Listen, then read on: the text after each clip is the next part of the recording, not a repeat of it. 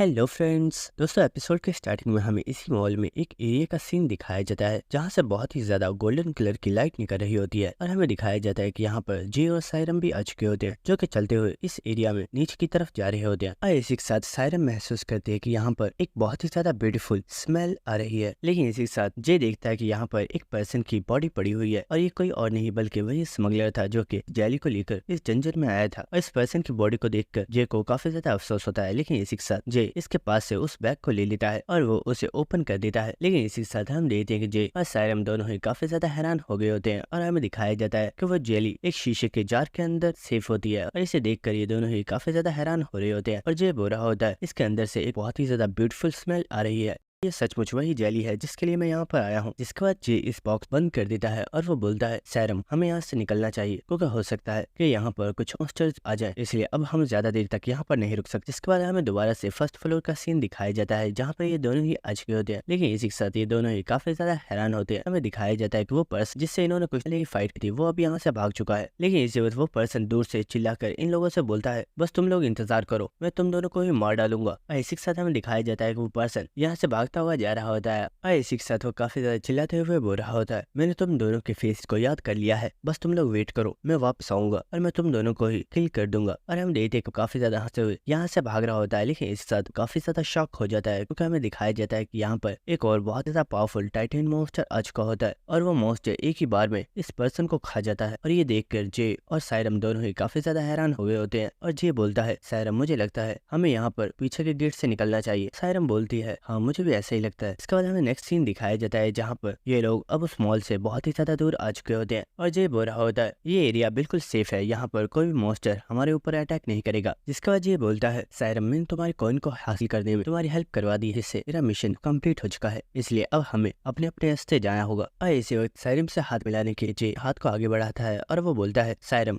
हम दोनों ने ही एक दूसरे की हेल्प की है और तुम्हारे साथ काम करके काफी ज्यादा अच्छा लगा। और हम देखते हैं कि ये सुनकर सायरम भी स्माइल कर रही होती है और वो जे के साथ हाथ मिला लेती है। जिसके बाद जे वहाँ से जा रहा होता है और वो बुरा होता है सायरम जब तुम यहाँ से जाओ तो अपना ख्याल रखना, कोई और मॉन्स्टर तुम्हारे ऊपर अटैक ना करे, और हाँ मैं ये चाहूंगा कि हमारी मुलाकात फिर दोबारा कभी भी ना हो। तो अब मैं यहाँ से चलता हूँ। लेकिन इस वक्त सायरम बोलती है आखिर तुम ऐसा क्यों कह रहे हो कि तुम मुझसे दोबारा नहीं मिलना चाहते, जबकि मैं तो उससे बहुत जल्दी मिलना चाहती। और ये बात सुनकर जे काफी ज्यादा हैरान हो गया होता है। इसके बाद हमें नेक्स्ट जे के बॉस सीन दिखाया जाता है और इस वक्त हमें दिखाया जाता है कि यहाँ पर जे भी वापस आ चुका होता है और जे की हालत को देखकर वो बॉस बोलता है तुम्हारी हालत तो देखकर लग रहा है तुमने डंजन में काफी ज्यादा एंजॉय किया। तो जे बोलता है बॉस पूछिए मत, आपकी इस जेली के लिए मुझे बहुत ही ज्यादा मुश्किलात का सामना करना पड़ा है। जिसके बाद वो बॉस उस बैग में से उस जेली को निकाल कर देख रहा होता है और वो बोल रहा होता है ये सचमुच एक रॉयल जेली है और ये बहुत ही ज्यादा पावरफुल है, इसलिए मैं ज्यादा टाइम तक इसे अपने पास नहीं रख सकता और मुझे जल्दी से इसे ब्लैक मार्केट में बेचना होगा। लेकिन इसी वक्त वो बॉस देखता है कि जे थोड़ा उदास लग रहा है, तो वो बॉस बोलता है जे क्या तुम इसलिए परेशान हो क्योंकि तुमसे फाइटिंग के दौरान वो स्मगलर मारा गया। तो जे बोलता है नहीं बॉस, वो स्मगलर तुमसे फाइटिंग के दौरान नहीं मारा गया था, बल्कि हमारी सिचुएशन ही ऐसी थी कि वो पर्सन मर गया। तो वो बॉस बोलता है चलो ठीक है, पर्सन की डेथ जैसे मर्जी हुई हो, लेकिन अब तुम्हें उसके बारे में इतना ज्यादा सोचने की जरूरत नहीं। तो ये बोलता है ठीक है बॉस जैसा आप, लेकिन मुझे ये बताइए क्या इस बॉक्स के अंदर जो दो और थैले मौजूद हैं क्या मैं इन्हें रख सकता हूँ। तो ये बात सुनकर वो बॉस बोलता है वेल मैंने चेक तो नहीं किया है कि इन थैलों के अंदर क्या है, लेकिन मुझे लगता है कि इनके अंदर जरूर कोई कीमती चीज होगी। ठीक है, क्योंकि तुम इतना ज्यादा रिस्क उठाकर इस रॉयल जेली को लेकर आए हो, तुम इन थैलों को रख सकते हो। जे भी जाकर उस बैग को उठा लेता है, लेकिन इसी के साथ वो बॉस बोल रहा होता है जे क्या तुम जानते हो ये जो रॉयल जेली है इसे सिर्फ यंग जनरेशन के ऊपर ही यूज किया जा सकता है। तुम्हें इसके बारे में सिर्फ इतना ही पता होगा कि ये जेली एक डेड पर्सन को भी दोबारा जिंदा कर सकती है, लेकिन इस जेली के अंदर एक और बहुत ही ज्यादा इनक्रेडिबल एबिलिटी, और वो एबिलिटी ये है कि जो भी पर्सन इस जेली को यूज करेगा उसका टैलेंट बहुत ही ज्यादा इंक्रीज हो जाएगा और साथ में उस टाइम ज्यादा इंक्रीज हो जाएगी। तो ये बात सुनकर जे बोल रहा होता है बॉस इस जेली को कौन सा मैं यूज करने वाला हूँ जो आप इतनी सारी बातें मुझे बता रहे हैं, मुझे लगता है मुझे यहाँ से चलना चाहिए। और इसी के साथ जे यहाँ से चला जाता है। जिसके बाद हमें दिखाया जाता है कि जे जब रास्ते पे चल रहा होता है तो वो सायरम के बारे में सोच रहा होता है और इसी के साथ हमें एक प्रीवियस मेमोरी दिखाई जाती है जहाँ पर जे सायरम से बोलता है आखिर तुम मुझसे क्यों मिलना चाहती हो, कहीं ऐसा तो नहीं कि तुम मेरे अंदर इंटरेस्टेड हो। तो सायरम बोलती है जे मैं तुम्हें एक और ऑफर देना चाहती हूँ, मैं जानती हूँ तुम्हारे पास एक बहुत ही ज्यादा पावरफुल टैलेंट है और अगर तुम अपने ऊपर और भी ज्यादा मेहनत करते हो तुम अपने आप को और भी ज्यादा स्ट्रॉन्ग बना सकते हो, इसलिए मैं चाहती हूँ कि तुम मेरे वॉरियर हाई स्कूल को ज्वाइन करो। तो ये बात सुनकर जे बहुत ही ज्यादा हैरान हो चुका होता है, लेकिन इसी के साथ सायरम बता रही होती है जब भी कोई स्टूडेंट एक डंजन को क्लियर करने के लिए हिस्सा लेता है तो ये मैटर नहीं करता कि वो पर्सन कितना ज्यादा स्किल्ड है, क्योंकि अगर वो पावरफुल मॉन्स्टर से फाइट करके उसे हरा देता है इसका मतलब ये नहीं है कि वो किसी भी तरह के पावरफुल मॉन्स्टर को हरा सकता है, और इसलिए उसे एक टीम की जरूरत होती है जो कि उसकी हेल्प करे। और तुम्हारी पार्टी में जितने ज्यादा मेंबर्स होते हैं तुम्हारे लिए अपने मिशन को कंप्लीट करना इतना ही ज्यादा आसान हो जाता है। तो जे बोलता है सायरम आखिर ये सब चीजें तुम मुझे क्यों बता रही हो? तो सायरम बोलती है जे हमारे स्कूल के अंदर 2 पॉलिटिकल फैक्शंस हैं जिनमें वो सभी लोग हैं जो कि बहुत ही ज्यादा पावरफुल है, और इन दोनों ग्रुप्स के जो लीडर है वो बहुत ही ज्यादा पावरफुल है, और उन लोगों की टीम्स पूरे स्कूल की टॉप रैंक्स में शामिल है। तो ये बोलता है सायरम आखिर इसमें प्रॉब्लम क्या है? क्या तुम उन फैक्शंस को ज्वाइन करना चाहती हो या फिर तुम उन ग्रुप लीडर्स के जितना पावरफुल बनना चाहती हो? तो सायरम बोलती है जे ऐसा कुछ भी नहीं है, असल में प्रॉब्लम ये है कि उन ग्रुप लीडर में से एक पर्सन मेरी रिलेटिव है और सभी लोग ये समझते हैं कि वो हमेशा मेरी हेल्प करती है, लेकिन असलियत तो यह है कि उस पर्सन को मुझसे बहुत ही ज्यादा नफरत है और वो किसी भी कीमत पर मुझे नीचा दिखाना चाहती है, और उसकी वजह से मैं आज तक कभी भी किसी फैक्शन को ज्वाइन नहीं कर पाई, और यहाँ तक कि मैं आज तक अपनी एक अलग टीम भी क्रिएट नहीं कर पाई। और मैंने जब भी लोगों को अपनी टीम में शामिल करने की कोशिश की है वो हमेशा मेरे उन टीम मेंबर्स अपने ग्रुप्स में ज्वाइन करवा लेती है, जिससे उन्हें मेरी टीम छोड़नी पड़ती है। इसीलिए जे मुझे तुम्हारी हेल्प की जरूरत है। मैं जानती हूँ तुम्हें पैसों की जरूरत है और इसीलिए मैं चाहती हूँ कि तुम मेरे स्कूल को ज्वाइन करो, जिसके बाद तुम मेरी पार्टी को ज्वाइन करोगे, क्योंकि मैं भी एक फर्स्ट ईयर की स्टूडेंट और मैं तुम्हें अपने ग्रुप में शामिल इसलिए करना चाहती हूँ क्योंकि भले ही मैं अभी तक सर्वाइव कर पाई हूँ, लेकिन मुझे नहीं लगता कि अगर मैं इसी तरह अकेली रही तो मैं आगे के मिशन को कम्प्लीट कर पाऊंगी। इसलिए मुझे तुम्हारी हेल्प की जरूरत है, और इसमें सिर्फ मेरा ही फायदा नहीं है बल्कि इससे तुम भी खुद को और भी ज्यादा स्ट्रॉन्ग बना पाओगे। और इसी के साथ हमें प्रेजेंट सीन दिखाया जाता है जहाँ पर जे अपने घर में मौजूद होता है और वो सायरम की बातों को ही सोच रहा होता है। और इसी के साथ जे बोलता है वो लड़की सच में काफी ज्यादा फनी थी, क्या मुझे उस लड़की की हेल्प करने के लिए सचमुच वॉरियर हाई स्कूल में एडमिशन लेना चाहिए? जिसके बाद हमें नेक्स्ट सायरम सीन दिखाया जाता है जो कि इस वक्त चलते हुए काफी ज्यादा थकी होती है, और इसी के साथ वो काफी ज्यादा स्माइल करते हुए बोलती है तो फाइनली मैं अपनी डेस्टिनेशन पर पहुंच गई। लेकिन इसी के साथ वो जे के बारे में सोच रही होती है क्योंकि जे ने जाते वक्त सायरम से बोला था मैंने तुम्हारी बातों को सुन लिया है और अगर मुझे तुम्हारा ये आइडिया सही लगा तो मैं तुम्हें कॉन्टेक्ट जरूर करूंगा, इसलिए अब मैं यहाँ से जा रहा हूँ। और इसी के साथ सायरम सोच रही होती है उस लड़के ने मुझे कोई भी सही जवाब नहीं दिया, क्या सच में वो मेरी हेल्प करेगा? लेकिन इसी वक्त कोई पर्सन सायरम से बोलता है तुमने बहुत जल्दी अपने मिशन को कंप्लीट कर दिया, लगता है तुम्हारी स्किल्स पहले से बहुत ही ज्यादा इम्प्रूव हो चुकी। और ये बात सुनकर सायरम काफी ज्यादा हैरान होती है और वो देखती है कि पर्सन और कोई नहीं बल्कि उसी के टीचर हैं, और हमें इस पर्सन के बारे में बताया जाता है जिसका नाम किंग जंगयुक है जो कि वॉरियर हाई स्कूल में एक कॉम्बैट इंस्ट्रक्टर है। जिसके बाद सायरम बोलती है टीचर आपको तो स्टूडेंट होना चाहिए था, आप यहाँ पर क्या कर रहे हैं? तो टीचर बोलता है सायरम हमने रेडार पर ये चेक किया कि यहाँ नॉर्मल मुख्तार से बहुत ही ज्यादा मॉन्स्टर्स मौजूद हैं और तुम्हारे फर्स्ट ईयर के बहुत ही ज्यादा ऐसे स्टूडेंट्स हैं जो कि बहुत ही जल्दी टेस्ट से वापस आ गए थे, लेकिन उन्होंने अपने टेस्ट को फेल कर दिया क्योंकि उन लोगों का कहना था कि जिस एरिया पर उनके कॉइन्स मौजूद है वहाँ पर बहुत ही ज्यादा मॉन्स्टर्स मौजूद है। लेकिन सायरम मैं एक चीज से काफी ज्यादा हैरान हूँ, तुमने अपने टेस्ट को पास कर दिया है, लेकिन क्या ये बात जानती हो जिस एरिया पर तुम मौजूद थी हमने चेक किया है कि उस एरिया में बहुत ही ज्यादा मॉन्स्टर्स मौजूद थे और उन सभी मॉन्स्टर्स का डेंजर लेवल काफी ज्यादा हाई है। सायरम क्या तुम्हारा वहाँ पर किसी भी पावरफुल मॉन्स्टर से सामना नहीं हुआ? तो सायरम बोलती है सर ऐसा तो वहाँ पर कुछ भी नहीं था, वहाँ पर काफी ज्यादा मॉन्स्टर्स मौजूद थे लेकिन वो सभी नॉर्मल मॉन्स्टर्स थे और शायद मैं उन्हें नोटिस नहीं कर पाई क्योंकि मेरा ध्यान सिर्फ कॉइन्स को हासिल करने पर था। तो ये बात सुनकर वो टीचर बोलता है अगर ऐसा है तो चलो ठीक है मैं तुम्हारा यकीन कर लेता हूँ, लेकिन मुझे लगता है कि एक मॉन्स्टर तुम्हारा पीछा करते हुए यहाँ तक आ गया है। तो यह सुनकर सायरम काफी ज्यादा हैरान हो गई होती है और वो फौरन से अपने पीछे देखती है और हमें दिखाया जाता है कि यहाँ पर एक और बहुत ही ज्यादा पावरफुल टाइटन मॉन्स्टर आ चुका होता है जिसका डेंजर लेवल 4 स्टार है। लेकिन इसी के साथ वो टीचर चलता हुआ इस मॉन्स्टर की तरफ जा रहा होता है और वो बुरा होता है। ये काफी ज्यादा अजीब है, ये टाइटन मॉन्स्टर्स इस एरिया में मौजूद नहीं होते, क्या कोई ऐसी चीज है जो इन्हें अपनी तरफ अट्रैक्ट कर रही है? लेकिन आखिर वो चीज क्या हो सकती है? तो ये बात सुनकर सायरम काफी ज्यादा हैरान होती है और वो सोच रही होती है ये मॉन्स्टर जरूर उस रॉयल जेली को स्मेल करते हुए इस एरिया में आया है। लेकिन इसी वक्त वो टीचर बोलता है सायरम जरा थोड़ा सा पीछे हो जाओ क्योंकि मैं इस मॉन्स्टर को खत्म करने वाला हूँ। और ये सुनकर सायरम काफी ज्यादा हैरान हो गई होती है और इसी के साथ हम देखते हैं कि वो मॉन्स्टर बहुत ही तेजी के साथ इस टीचर के ऊपर एक बहुत ही ज्यादा पावरफुल अटैक कर देता है। लेकिन इसी वक्त हम देखते हैं कि उस टीचर ने भी अपनी पावर्स को एक्टिवेट कर लिया होता है और वो इस मॉन्स्टर को मारने के लिए अपने एक बहुत ही ज्यादा पावरफुल पंच को रेडी कर लेता है। और इसी वक्त हम देखते हैं कि ये दोनों ही अपने बहुत ही ज्यादा पावरफुल पंचेस को एक दूसरे के साथ टकराते हैं। लेकिन हम देखते हैं कि उस टीचर के अटैक की पावर बहुत ही ज्यादा थी जिसकी वजह से उस मॉन्स्टर का हाथ क्रैक हो जाता है और हम देखते हैं कि ये पावरफुल अटैक का प्रेशर सीधा आकर उसके फेस पर लगता है जिसकी वजह से उस मॉन्स्टर की यहीं पर डेथ हो जाती है। और ये देखकर सायरम काफी ज्यादा हैरान हो गई होती है और इसी के साथ टीचर बोलता है सायरम मुझे लगता है तुम काफी ज्यादा लकी थी जो तुम्हारा इस मॉन्स्टर से सामना नहीं हुआ। जिसके बाद वो दोबारा से सायरम के पास आ जाता है और वो सायरम के कंधे के ऊपर हाथ रखते हुए बोलता है सायरम मैं काफी ज्यादा खुश हूँ तुमने अपनी तुमने टेस्ट को पास कर दिया है और तुम सही सलामत वापस आ गई हो। अब चलो हमें यहाँ से दोबारा स्टूडेंट कैंप की तरफ वापस जाना है। और इसी के साथ वो टीचर चलते हुए वहाँ से जा रहा होता है, जिसके बाद हमें नेक्स्ट स्टूडेंट कैंप का सीन दिखाया जाता है। और इसी के साथ कुछ स्टूडेंट्स आपस में बातें कर रहे होते हैं जो कि बुरे होते हैं। ये टेस्ट काफी ज्यादा मुश्किल था, मुझे नहीं लगता कि ज्यादातर लोग इसे पास कर पाएंगे, क्योंकि वहाँ पर बहुत ही ज्यादा पावरफुल मॉन्स्टर्स मौजूद थे और ज्यादातर स्टूडेंट्स बिना अपने मिशन को क्लियर किए ही वापस आ गए हैं। लेकिन मैंने सुना है कि एक लड़की अभी भी वापस नहीं आई है जिसका नाम सायरम है। क्या वो सच में इस मिशन को क्लियर कर पाएगी? लेकिन इसी वक्त वो लोग देखते हैं कि सायरम और उसके टीचर फॉरेस्ट में से वापस आ चुके होते हैं और ये देखकर वो दोनों ही काफी ज्यादा हैरान होते हैं। जिसके बाद वो टीचर बोलता है, सायरम जाओ और जाकर कुछ देर के लिए आराम कर लो। जिसके बाद हम सभी लोग वॉरियर हाई स्कूल की तरफ वापस जा रहे हैं। ये सुनकर सायरम भी इसके लिए मान जाती है और वो टीचर वहाँ से चला जाता है। लेकिन इस वक्त हमें यहाँ पर एक लड़की को दिखाया जाता है जो कि बुरी होती है। जरा देखो तो, मैंने बोला था ना ये लड़की वहाँ से जिंदा वापस आ जाएगी, क्योंकि जितना तुम लोग इसे कमजोर समझते हो ये इतनी भी ज्यादा कमजोर नहीं है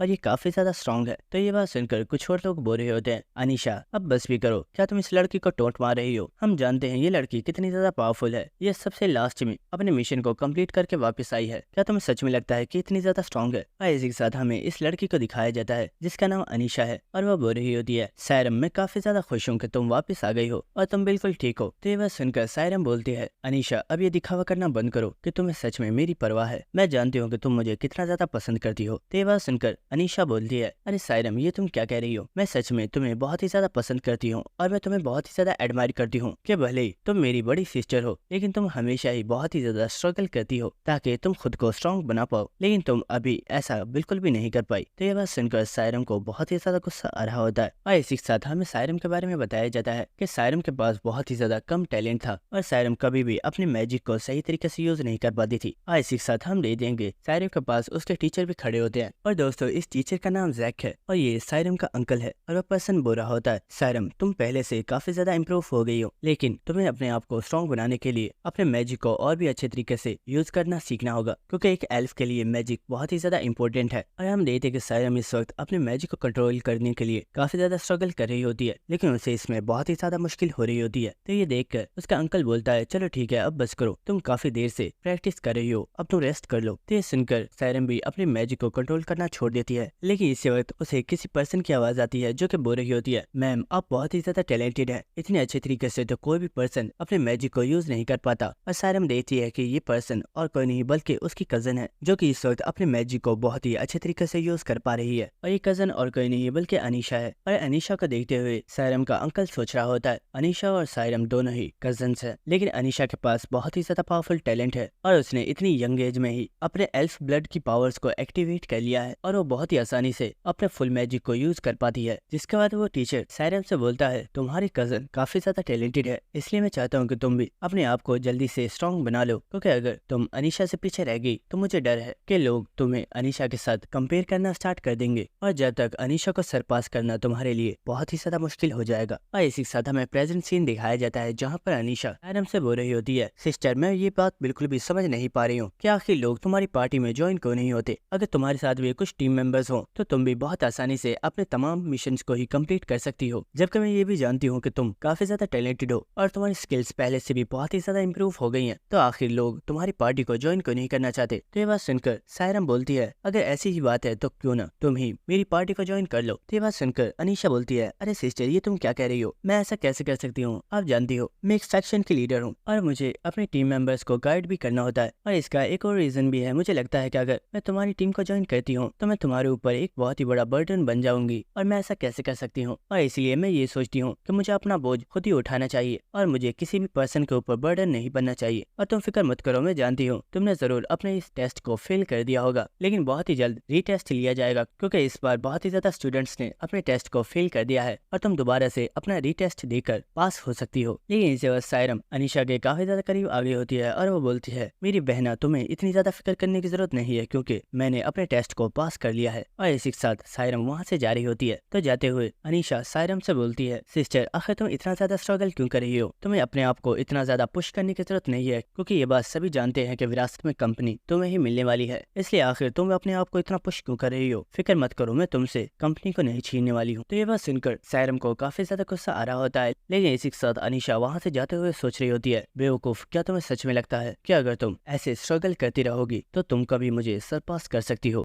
जिसके बाद हमें नेक्स्ट एक हॉस्पिटल का सीन दिखाया जाता है और इसी वक्त हम देखते हैं कि जे बहुत ही ज्यादा घबराए हुआ एक रूम के अंदर एंटर होता है और इसी के साथ वो चिल्लाकर बोलता है, डॉक्टर क्या मेरे फादर ठीक है? आपने कहा एक इमरजेंसी है, वो ठीक तो है ना? और हम देखते हैं कि यहाँ पर डॉक्टर भी मौजूद होते हैं और वो बोलते हैं, मिस्टर जे आपने अच्छा किया, आप जल्दी यहाँ पर आ गए, हमें आपके फादर के बारे में आपसे कुछ डिस्कशन करनी है। जिसके बाद हमें नेक्स्ट डॉक्टर के कैबिन का सीन दिखाया जाता है जहाँ पर वो डॉक्टर जे से बोल रहा होता है, जे आप ये बात जानते हो कि आपके फादर को जो डिसीज है वो इस पूरे वर्ल्ड में किसी भी पर्सन को नहीं है और इस डिसीज का क्योर तलाश करना बहुत ही ज्यादा मुश्किल है, बल्कि ये कहना गलत नहीं होगा कि ये बिल्कुल इम्पॉसिबल है और आपके फादर की इस डिसीज को खत्म नहीं किया जा सकता। तो ये बात सुनकर जे बोल रहा होता है, डॉक्टर मैं ये बात जानता हूँ, इसलिए मैं सिर्फ ये चाहता हूँ कि आप मेरे फादर के लिए कोई एक ऐसा क्योर बना दीजिए जिससे उनके बॉडी के अंदर मौजूद पॉइजन को कुछ टाइम के लिए सप्रेस किया जा सके। तो ये बात सुनकर वो डॉक्टर बुरा होता है, मिस्टर जे आपके कहने पर हमने काफी ज्यादा रिसर्च की है और हमें इस चीज के बारे में पता चला है कि एक मॉन्स्टर जिसका नाम स्काई टाइगर है, उस मॉन्स्टर के मिल्क को यूज करके एक पोशन रेडी किया जा सकता है जिसके जरिए आपके फादर के पॉइजन को सप्रेस किया जा सकता है। तो ये बात सुनकर जे काफी ज्यादा हैरान हो गया होता है और वो बोलता है, सर अगर आपको इस पोशन के बारे में पता है तो आप मुझे ये बताया क्यों नहीं? आपको जितने भी पैसे चाहिए मैं वो देने के लिए तैयार हूँ, आप बस उस पोशन को मेरे फादर के ऊपर इस्तेमाल कीजिए। तो ये बात सुनकर वो डॉक्टर बोलता है, सर ये प्रॉब्लम नहीं है, प्रॉब्लम ये है कि उस पोशन को बहुत ही ज्यादा हंटर्स अपनी बॉडी की पावर्स को इनहेंस करने के लिए यूज करते हैं और कोई भी नॉर्मल पर्सन उस पोशन को बाय नहीं कर सकता, यहाँ तक कि हम डॉक्टर्स भी उस पोशन को बाय नहीं कर सकते। तो ये बात सुनकर जे काफी ज्यादा गुस्से में आ जाता है और वो बोलता है, डॉक्टर अभी आपने बोला कि हंटर्स उस पोशन को यूज करते हैं, तो आखिर आप उसे मेरे फादर को बचाने के लिए बाय क्यों नहीं कर सकते? तो ये बात सुनकर वो डॉक्टर बोलता है, सर प्लीज मेरी बात को समझिए, वो पोशन बहुत ही ज्यादा रेयर है, इसलिए अगर कोई हंटर उस पोशन को बाय भी करता है तो वो बहुत ही कम लिमिट में इस पोशन को बाय कर सकता है, लेकिन आपके फादर के पॉइजन को सप्रेस करने के लिए हमें वो पोशन बहुत ही ज्यादा मकदार में चाहिए, यानी कि आप ऐसा समझ सकते हैं कि हमें टोटल 10 पोशन जितना मटेरियल चाहिए, तभी आपके फादर के पॉइजन को सप्रेस किया जा सकता है। तो ये बात सुनकर जे काफी ज्यादा हैरान हो गया होता है और वो डॉक्टर से बोलता है, डॉक्टर आप फिक्र मत कीजिए, मैं किसी भी तरीके से उस पोशन को हासिल करके आप तक पहुंचा दूंगा, क्योंकि मुझे किसी भी कीमत पर अपने फादर को सेव करना है। जिसके बाद हमें नेक्स्ट सीन दिखाया जाता है जहाँ पर जे टेबल के ऊपर बैठा हुआ होता है और वो सोच रहा होता है, अब सिर्फ एक ही पर्सन रह गया है जिससे मैं हेल्प मांग सकता हूँ। और इसी के साथ वो अपने मोबाइल को उठाकर सायरम को कॉल लगा देता है और हम देखते हैं कि सायरम इस वक्त प्रैक्टिस कर रही होती है और वो जे की कॉल को देखकर काफी ज्यादा हैरान हो गई होती है और वो फौरन से जे की कॉल को पिक कर लेती है और वो बोलती है, जे क्या तुम ठीक हो? तुमने अचानक से मुझे कॉल करके काफी ज्यादा सरप्राइज कर दिया, क्या तुम मेरी ऑफर के लिए तैयार हो? तो जे बोलता है, सायरम जैसे तुमने बोला था मैं वैसे करने के लिए तैयार हूँ, लेकिन इसके लिए मेरी एक कंडीशन है। तो ये बात सुनकर सायरम काफी ज्यादा हैरान हो जाती है और वो बोलती है, जे आखिर तुम्हारी वो कंडीशन क्या है? तो जे सायरम को पोशन के बारे में बता देता है और सायरम बोल रही होती है, जी तुम फिक्र मत करो, जिस पोशन की तुम्हें तलाश है उसे हमारी कंपनी में भी तैयार किया जाता है और जितनी लिमिट में तुम्हें वो पोशन चाहिए इतनी लिमिट में तुम्हें बहुत ही आसानी से वो पोशन मिल जाएगा। तो ये बात सुनकर जे काफी ज्यादा हंसना स्टार्ट कर देता है और वो सोच रहा होता है, वाह अमीरों की जिंदगी सच में बहुत ही ज्यादा अलग होती है। मैं यही सोच रहा था कि आखिर मैं उस पोशन को कैसे तलाश करूंगा, लेकिन सोचा नहीं था कि मुझे वो पोशन इतनी आसानी से मिल जाएगा। लेकिन इसी के साथ सायरम बोलती है, जे तुमने बोला है कि तुम मेरे साथ काम करने के लिए तैयार हो, तो इसलिए मैं चाहती हूँ कि तुम संडे को रेडी हो जाओ क्योंकि मैं तुम्हें पिक करने के लिए आ रही हूँ। तो ये सुनकर जे बोलता है, आखिर तुम संडे को क्या करने वाली हो? तो सायरम बोलती है, एक्चुअली ये कोई इतना खास काम तो नहीं है, लेकिन तुम्हारे पोटेंशियल को मुहैया करने के लिए बस एक छोटा सा टेस्ट होने वाला है। जिसके बाद हमें नेक्स्ट एक बिल्डिंग का सीन दिखाया जाता है जिसके सामने जे खड़ा हुआ होता है और वो काफी ज्यादा हैरान होता है क्योंकि ये बिल्डिंग किसी और की नहीं बल्कि सायरम के ही फादर की है और ये असलियत में एक बहुत ही बड़ी रिसर्च लैब है। और इसी वक्त हम देखते हैं कि यहाँ पर सायरम भी आ चुकी होती है और वो बोल रही होती है, तुम तो यहाँ पर कुछ ज्यादा ही टाइम से आ गए, मुझे लगता है तुम्हें स्कूल का ज्वाइन करने की कुछ ज्यादा ही जल्दी है। तो जो बोलता है, अरे नहीं ऐसा कुछ नहीं है, अब बताओ आखिर तुमने मुझे यहाँ पर क्यों बुलाया था? तो सायरम बोलती है, फिक्र मत करो, हम यहाँ पर तुम्हारा मेजरमेंट टेस्ट करने वाले हैं। जिसके बाद सायरम जे को इंसान की बॉडी की तमाम 5 स्टेट्स के बारे में बता रही होती है और वो बोल रही होती है, जे अगर तुम्हें इस मेजरमेंट टेस्ट को पास करना है तो तुम्हें अपने तमाम स्टेट्स को सी से ऊपर लाना होगा, जब भी तुम इस टेस्ट को पास कर पाओगे। और वारिया हाई स्कूल में सिर्फ वही पर्सन एडमिशन ले सकते हैं जिनकी तमाम स्टेट्स सी से ऊपर है। और इसी के साथ हमें यहाँ पर सायरम की स्टेट्स दिखाई जाती हैं जो कि तमाम सी से ऊपर है, इसलिए सायरम वारिया हाई स्कूल की स्टूडेंट बन पाई है। और इसी के साथ हमें जे की स्टेट्स दिखाई जाती है, लेकिन जे की तमाम स्टेट्स के आगे क्वेश्चन मार्क्स लगे हुए हैं क्योंकि उसने कभी पहले इस तरह का मेजरमेंट टेस्ट नहीं दिया है। जिसके बाद हमें नेक्स्ट सीन दिखाया जाता है कि जे ने अपनी बॉडी के ऊपर एक सूट को पहन लिया होता है और इसी के साथ वो बोल रहा होता है, सायरम क्या मुझे सच में इस टेस्ट में इस रोबोट के साथ फाइट करनी होगी? और इसी के साथ हमें दिखाया जाता है कि जे के सामने ही एक बहुत ही ज्यादा पावरफुल रोबोट मौजूद होता है और इसी वक्त जे अपने स्पेयर को बहुत ही तेजी के साथ स्पिन करना स्टार्ट कर देता है और वो बोल रहा होता है, मैं हमेशा से ये जानना चाहता था कि मेरी तमाम स्टैट्स का लेवल क्या है और आज मुझे इस चीज का पता चल जाएगा। और इसी के साथ हम देखते हैं कि जे इस रोबोट के साथ फाइट करने के लिए रेडी हो चुका होता है और हम देखते हैं कि वो रोबोट भी जे से फाइट करने के लिए बिल्कुल रेडी था। और इसी के साथ हमें दिखाया जाता है कि यहाँ पर विंडो स्क्रीन के जरिए सायरम और उसके एक दोस्त जे को देख रहे होते हैं और वो लड़की बोल रही होती है, सायरम तुमने बोला है कि तुम्हारे दोस्त ने पहले कभी भी अपने स्टैट्स को मेजर करने के लिए टेस्ट नहीं दिया है, लेकिन मुझे लगता है कि ये इस रोबोट से फाइट करने के लिए काफी ज्यादा एक्साइटेड है। तो ये बात सुनकर सायरम बोल रही होती है, हाँ इसे देखने में तो ऐसा ही लगता है कि इस मॉन्स्टर से फाइट करने के लिए काफी ज्यादा एक्साइटेड है। तो ये बात सुनकर वो लड़की बोलती है, अगर सचमुच ऐसा है तो चलो इस चीज को स्टार्ट करते हैं। और इस वक्त वो वहाँ पर एक बटन को दबा देती है और हम देखते हैं कि वो मॉन्स्टर भी एक्टिवेट हो गया होता है और वो फौरन से जे के ऊपर अटैक कर देता है। और इसी के साथ हमें दोबारा से उसी लड़की को दिखाया जाता है जो कि इस वक्त काफी ज्यादा हैरान होती है और वो बोल रही होती है, सायरम तुमने बोला था कि इस लड़के ने पहले कभी भी इस तरह का कोई भी टेस्ट नहीं दिया है, लेकिन क्या तुम इस चीज के लिए श्योर हो? क्योंकि इसकी स्ट्रेंथ को देखकर मुझे ऐसा बिल्कुल नहीं लगता। और इसी के साथ हमें दिखाया जाता है कि जे ने इस रोबोट के ऊपर बहुत ही ज्यादा पावरफुल अटैक करके इस रोबोट को मुकम्मल तौर पर डिस्ट्रॉय कर दिया होता है। और इस वक्त हम उस लड़की को देखते हैं जो कि काफी ज्यादा हैरानी से बोल रही होती है, सायरम इस लड़के ने सबसे पहले कुछ टाइम तक इस रोबोट के अटैक्स को डॉज किया और फिर इसने एक अपॉर्चुनिटी तलाश करके बहुत ही तेजी के साथ रोबोट के ऊपर अटैक कर दिया और रोबोट को काउंटर अटैक करने का भी मौका नहीं दिया। लेकिन इस पर्सन ने उस रोबोट को बहुत ही तेजी से हरा दिया, जिस वजह से मैं इसके पोटेंशियल को मेजर नहीं कर सकती। तो ये सुनकर सायरम बोलती है, तो क्या कोई और तरीका नहीं है? जे की स्टैट्स को मेजर करना काफी ज्यादा जरूरी है और इसलिए मैंने तुमसे हेल्प मांगी थी। तो ये सुनकर वो लड़की बोल रही होती है, सायरम ये सच में बहुत ही ज्यादा कॉम्प्लिकेटेड है क्योंकि जे ने हमारे रोबोट को डिस्ट्रॉय कर दिया है और अब मुझे दूसरे नए रोबोट को यूज करना होगा, लेकिन उसका भी कोई फायदा नहीं है क्योंकि अगर मैं दोबारा से सेफ मोड को यूज करती हूँ तो जे उसे भी डिस्ट्रॉय कर देगा।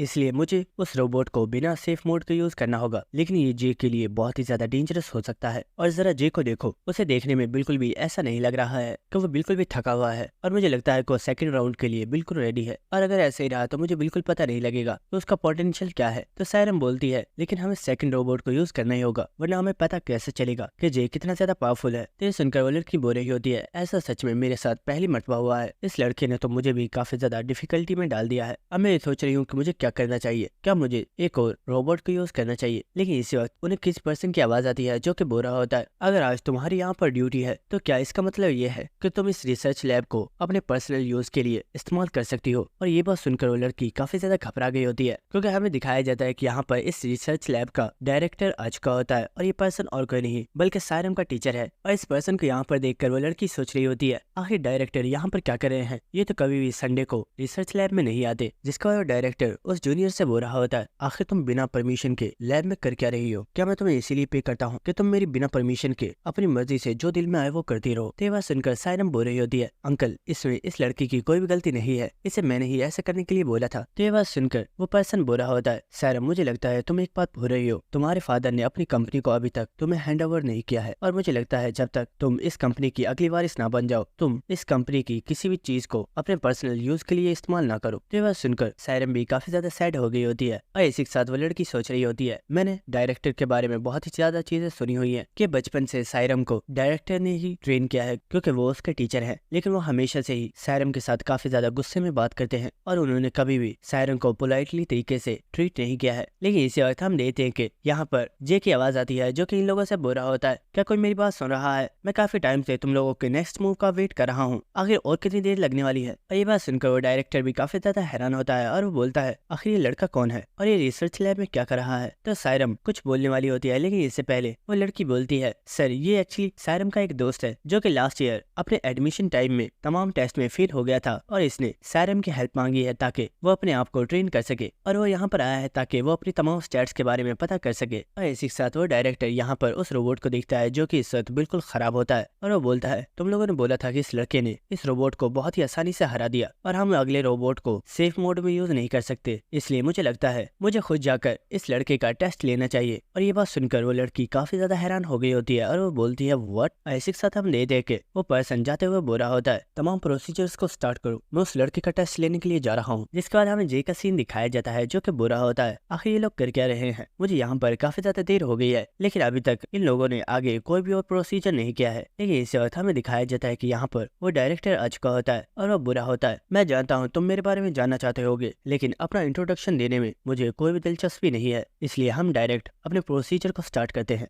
इस पर्सन को यहाँ पर देखकर जी सोच रहा होता है, आखिर ये पर्सन है कौन? क्या ये यहाँ पर मेरी स्किल्स को टेस्ट करने के लिए आया है? लेकिन मुझे इस पर्सन की बॉडी में से बहुत ही ज्यादा पावरफुल और खतरनाक ऑरा महसूस हो रहा है और मुझे ऐसा लग रहा है कि इस पर्सन को मेरे ऊपर बहुत ही ज्यादा गुस्सा आ रहा है, जैसे कि ये मुझे यहीं पर मार डालेगा। आखिर ये मॉन्स्टर है कौन? और इसी के साथ हम देखते हैं कि वो डायरेक्टर फाइट के लिए रेडी हो गया होता है और वो बोलता है, लड़के तुम्हें मेरी सेफ्टी की परवाह करने की जरूरत नहीं है, बस अपनी पूरी स्ट्रेंथ के साथ मेरे ऊपर अटैक करो। तो ये बात सुनकर जे भी फाइट के लिए रेडी हो गया होता है और इसी वक्त हम जे को देखते हैं जो कि अपनी पूरी स्ट्रेंथ के साथ उस डायरेक्टर के ऊपर अटैक करने के लिए आगे बढ़ जाता है और हम देखते हैं कि वो बहुत ही तेजी के साथ उस पर्सन के ऊपर अटैक करने के लिए आ रहा होता है। और इसी के साथ हमें इस डायरेक्टर के बारे में बताया जाता है कि ये डायरेक्टर कोरिया के सबसे ज्यादा स्ट्रॉन्गेस्ट हंटर में 7th रैंकिंग पर है और ये एक वाइट क्लास हंटर है। और इसी वक्त हम देखते हैं कि जे उस डायरेक्टर के ऊपर एक बहुत ही ज्यादा पावरफुल अटैक कर देता है, लेकिन वो डायरेक्टर सिर्फ अपने हाथ से इस अटैक को रोक रहा होता है और ये देखकर जे काफी ज्यादा हैरान होता है क्योंकि वो देखता है कि उस पर्सन ने बहुत ही आसानी से जे के स्पेयर को पकड़ लिया होता है। और इसी वक्त वो डायरेक्टर जे के पेट में एक बहुत ही जोरदार किक मारकर उसे इस जगह से बहुत ही ज्यादा दूर फेंक देता है, जिसकी वजह से वहां पर एक काफी बड़ा धमाका हुआ होता है और हम देखते हैं कि इस अटैक की वजह से जे की हालत काफी ज्यादा खराब हो गई होती है। लेकिन इसी के साथ वो डायरेक्टर बोल रहा होता है, मैं सच में ये समझ नहीं पाया कि आखिर तुमने मेरे ऊपर इतना ज्यादा सिंपल अटैक क्यों किया है? क्या तुम्हें सच में ऐसा लग रहा है कि ये कोई सिंपल फाइट होने वाली है? लेकिन हम देखते हैं कि जे दोबारा से फाइट करने के लिए रेडी हो गया होता है और जिनका स्पेयर जो कि उस पर्सन के पास पड़ा हुआ होता है वो उसे अपने पैर के साथ उठा लेता है और वो बुरा होता है, तुमने तो अपने वेपन को भी गिरा दिया, क्या तुम्हें सच में लगता है कि बिना वेपन के तुम मेरे साथ फाइट करने के काबिल हो? और इसी वक्त वो उस वेपन को जे की तरफ थ्रो कर देता है, जिसे जे ने भी कैच कर लिया होता है। और इसी के साथ हम देखते हैं कि वो डायरेक्टर एक बार दोबारा से फाइट करने के लिए रेडी हो गया होता है और वो बोलता है, बच्चे अगर तुम सच में एक हंटर बनना चाहते हो तो मुझे दिखाओ कि तुम्हारे अंदर कितनी ज्यादा काबिलियत है, वरना एक हंटर बनने के बारे में भूल जाओ क्योंकि मुझे नहीं लगता कि तुम इस काबिल हो कि तुम एक हंटर बन सकते हो। और इसी के साथ हम देखते हैं कि जे भी फाइट के लिए रेडी हो गया होता है और वो बोलता है, मैं समझ नहीं पाया आखिर क्यों, लेकिन मुझे ऐसा लग रहा है कि तुम अपना गुस्सा मेरे ऊपर उतार रहे हो और इसलिए मुझे लगता है कि अब मुझे तुम्हें कमजोर समझने की गलती नहीं करनी चाहिए, इसलिए अब मैं अपनी पूरी स्ट्रेंथ के साथ तुम्हारे ऊपर अटैक करूंगा। ऐसे वक्त हम देखते हैं कि जे बहुत ही तेजी के साथ उस डायरेक्टर के ऊपर अटैक करने के लिए आगे बढ़ गया होता है और ये देखकर वो डायरेक्टर सोच रहा होता है, ये लड़का मेरे ऊपर दोबारा से पहले की जैसे बिल्कुल सिंपल अटैक करने के लिए आ रहा है। लेकिन इसी वक्त हम देखते हैं जे वहीं पर रुक गया होता है और इसी वक्त वो अपने स्पेयर में से 2 एरो जैसी एनर्जी को शूट करता है और ये देखकर वो डायरेक्टर भी काफी ज्यादा हैरान हो जाता है, लेकिन वो बहुत ही आसानी से इन एनर्जीज को डॉच कर लेता है। तो ये देखकर जे बोल रहा होता है, मैं जानता हूँ तुम अभी तक मुझसे सेटिस्फाई नहीं हुए हो, इसलिए मुझे तुम्हें अपनी पूरी पावर दिखानी होगी। और इसी वक्त जे अपनी पूरी स्ट्रेंथ के साथ अपने स्पेयर के ऊपर अपनी एनर्जी को इकट्ठा करता है और हम देखते कि वो बहुत ही ज्यादा पावरफुल एनर्जी के साथ उस डायरेक्टर के ऊपर अटैक कर देता है। और ये देखकर वो डायरेक्टर बोलता है, मैंने जितना सोचा था तुम फाइट करने में इतने ज्यादा बुरे भी नहीं हो। और इसी वक्त हम देखते कि वो बहुत ही तेजी के साथ अपने पंचेस के साथ ही इन एरो एनर्जी को डिस्ट्रॉय कर देता है। और ये देखकर सायरम और वो लड़की काफी ज्यादा हैरान हो रहे होते हैं और वो लड़की बोल रही होती है, वाह ये लड़का बहुत ही ज्यादा पावरफुल है, ये अभी तक डायरेक्टर के सामने टिका हुआ है, जबकि तुम कह रही थी कि ये अभी तक अपने किसी भी एग्जाम टेस्ट को पास नहीं कर पाया है और इसलिए ये दोबारा से अपने एग्जाम टेस्ट के लिए तैयारी कर रहा है, क्या ये बात सच थी? तो ये सुनकर सायरम बोल रही होती है, वेल इस लड़के ने मुझे ऐसे ही बताया था। लेकिन इसी के साथ वो लड़की बोलती है, सायरम क्या तुम एक बात जानती हो, ये लड़का बहुत ही ज्यादा पावरफुल है लेकिन इसके टेक्निक्स में एक चीज बिल्कुल भी नहीं है। तो ये सुनकर सायरम काफी ज्यादा हैरान होती है और वो बोलती है, आखिर तुम किस चीज के बारे में बात कर रही हो? और इसी के साथ हमें दोबारा से उस डायरेक्टर का सीन दिखाया जाता है जो कि बहुत ही तेजी के साथ जे के ऊपर अटैक करता है, लेकिन जे इस अटैक को डॉच कर लेता है और इस अटैक की वजह से जे भी काफी ज्यादा हैरान था क्योंकि ये अटैक बहुत ही ज्यादा पावरफुल था। और इसी वक्त वो डायरेक्टर जे के ऊपर पंचेस मारते हैं जिससे जे को काफी ज्यादा पेन हो रही होती है। लेकिन इसी वक्त जे गुस्से में उस डायरेक्टर के ऊपर एक बहुत ही जोरदार अटैक करता है, लेकिन इस डायरेक्टर ने बहुत आराम से इस अटैक को डॉच कर लिया होता है। और इसी वक्त वो डायरेक्टर बोलता है, लड़के मुझे लगता है हमारी फाइटिंग से तुमने एक चीज तो सीख ली है कि हमारा ओपोनेंट हमें चाहे जितना मर्जी पीट ले लेकिन हमें कभी भी अपने वेपन को नहीं छोड़ना चाहिए। और इसी के साथ हम देखते को डायरेक्टर बहुत ही तेजी के साथ जे के ऊपर अटैक्स करना स्टार्ट कर देता है और इसी वक्त वो जे के पेट में एक बहुत ही ज्यादा पावरफुल पंच मारता है और हम देखते कि ये अटैक काफी ज्यादा पावरफुल होता है जिसकी वजह से जे भी काफी ज्यादा दूर जाकर गिर जाता है। और इसी के साथ वो डायरेक्टर बोलता है, तुम्हारे अंदर काफी ज्यादा पोटेंशियल है लेकिन तुम उसे सही तरीके से यूज नहीं कर सकते, और क्या तुम जानते हो इसकी वजह क्या है? तुम्हारी बेसिक ट्रेनिंग, तुमने आज तक कभी भी बेसिक ट्रेनिंग नहीं की है, इसलिए तुम बहुत ही ज्यादा वीक हो। और इसी के साथ हम देखते कि उस लड़की ने भी सायरम को यही चीज बोली होती है और ये बात सुनकर सायरम काफी ज्यादा हैरान हो रही होती है और वो सोच रही होती है, जे ने मुझे बताया था कि उसने कभी भी ट्रेनिंग नहीं की है और वो मॉन्स्टर से फाइट करता हुआ ही इतना ज्यादा पावरफुल बना है, और उस वक्त मुझे लग रहा था कि ये सब कुछ झूठ है, लेकिन जे ने मुझसे बिल्कुल सच बोला था।